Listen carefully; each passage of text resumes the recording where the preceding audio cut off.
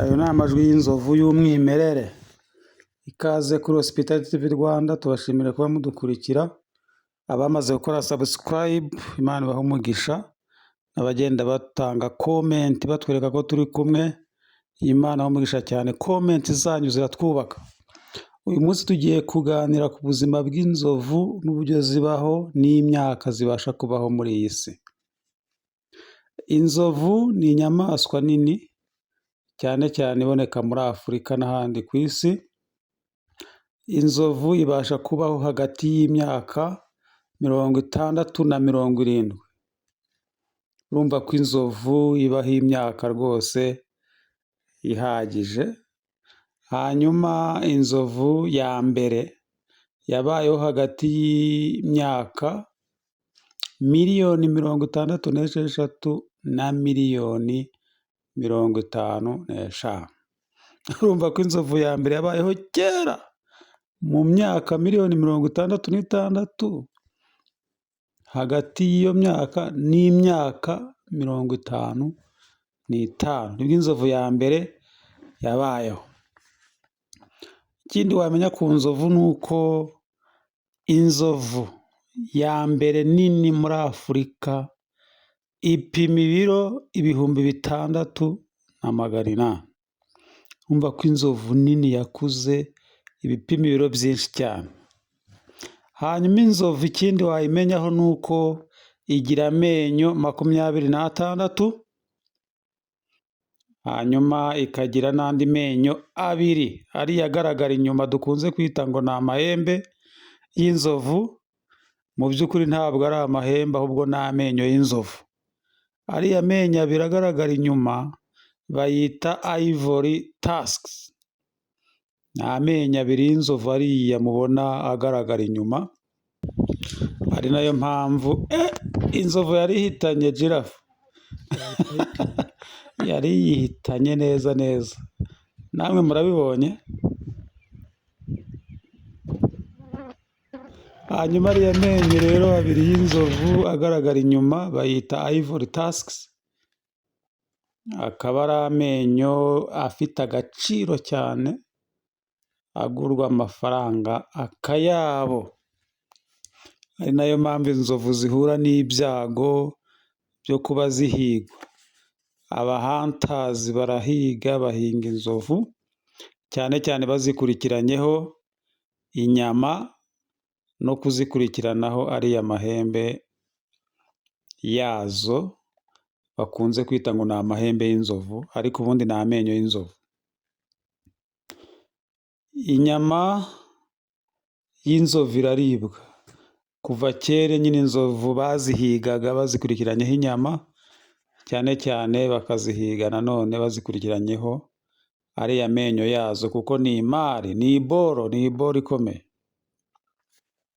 Ni iboro ikomeye cyane, kuko inzovu nyinshi ziricwa, izindi zigasigara nta menyo zifite, nyine agaragara bayakase kubera ko bagiye kuyacuruza buboro. Ni imari ikomeye. Ikindi nanone mwamenya ku nzovu ni uko kugira ngo ibashe kurya ikoresha umutonzi wayo. Umutonzi wayo niwo ikoresha iri kurya, mu busanzwe witwa trunk. Akaba ari wikuruza ibyatsi byo kurya n'ikintu cyose uyihereje nicyo igifatisha. Hanyuma ibasha kurya hagati y'ibiro 150 na 300. Ibiro 150 na 300 nibyo biryo ibasha kurya inzovu nkuru. Hanyuma inzovu ikamara 80% by'amasaha yose y'umunsi ibimara iri kurya. Iba iri kurya gusa. Ubwo ni hagati y'amasaha 16 n'amasaha 18 agize umunsi. Ayo masaha yose inzovu yamara iri kurya, kugeza ubwo irarya ibyo kurya bipima ibiro 150 kugeza ku biro 300. Aho ni ku nzovu nkuru ikuze. Dore utundi tunyamaswa ngutwo nawe watubonye. Hano mu ishyamba harimo utunyamaswa twinshi, ariko uyu munsi cyane turashaka kuvuga ku nzovu. Ikindi wamenya ku nzovu ni uko buriya inzovu zikunze kugendana ari ebyiri, ingore n'ingabo, hanyuma iyo zifite umwana, ngizo izindi za kudusi ziri kumwe n'utundi tunyamaswa, iyo ziri kumwe n'umwana ziramuporoteja cyane. Inzovu y'ingore ifite umwana iba ifite ubukana, ntushobora kuyegera ni ukwigendera kure, kuko ihita ikwirukaho igira ngo uje guhohotera umwana wayo. Icyo ni ikintu kindi wamenya ku nzovu, ikeka ko uje guhohotera umwana wayo igahita ikuvudukana, kandi iyo igushyikiriye igukuruza umutonzi, ubundi ikagukandagira ikakunyuka. Reka dukomeze tugende twegera imbere, tugende turebe izindi nzovu nyinshi ziri hamwe, navuga ko ari nk'umukumbi wazo. Turagenda twegere imbere gato tuzibone. Ikindi buriya inzovu nk'uko twabibonye, irarisha cyane cyane, zigakunda kurishiriza ku musozi. Mu gihe cy'ubukonje zikunze kurishiriza ku musozi, hanyuma mu gihe cy'ubushyuhe bwinshi zikamanuka zikajya gushaka amazi mu kibaya. Nibwo buzima inzovu ziberaho, ziba zizi ahantu zikura amazi.